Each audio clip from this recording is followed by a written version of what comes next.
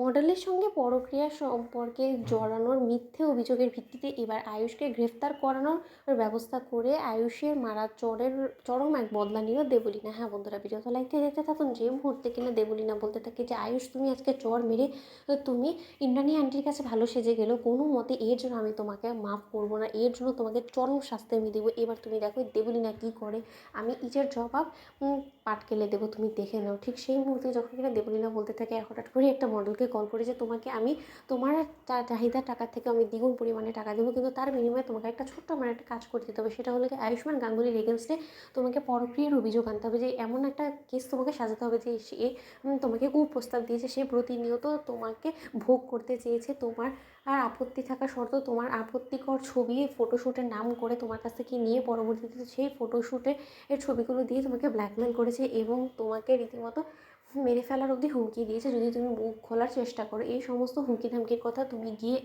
ইন্সপেক্টরের কাছে বলবে এবং তার পরবর্তীতে আয়ুষকে যাতে ইন্সপেক্টর এই বাড়ি থেকে হিড় করে টানতে টানতে নিয়ে বের হয়, হাতে হ্যান্ডকাফ পরিয়ে সেই ব্যবস্থা তুমি করবে, মনে থাকবে। এবং আরও একটা জিনিস খেয়াল রাখবে, কোনোভাবেই যাতে আমার নামটা কোথা থেকে না ফুটে আসে।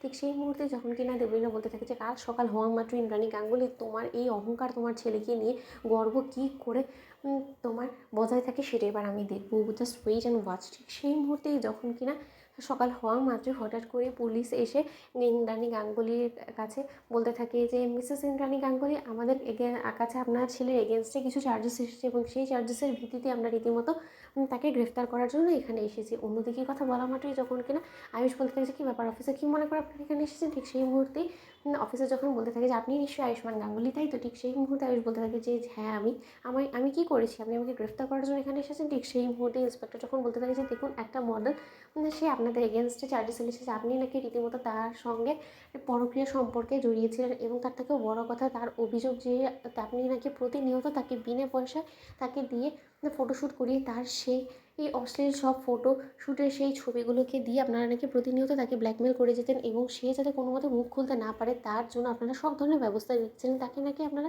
রীতিমতো গুম করে ফেলার এবং মেরে ফেলারও হুমকি দিয়েছেন। সেই অভিযোগের ভিত্তিতে আপনাকে গ্রেফতার করতে এসেছি। ঠিক সেই মুহূর্তেই যখন কিনা দেবলীনা বলতে থাকে ও মাই গড আয়ুষ, তুমি তলে তলে এই ভালো মানুষের চেহারা রেখে ভেতরে এত নোংরা কর্মকাণ্ড করে বেড়াও, আমি কোনোদিন এক্সপেক্টও করিনি। ইন্দ্রাণী আন্টি, এবার তুমি কী করে তোমার খোয়া দাওয়া মান সম্মান রক্ষা করবে বলো তো?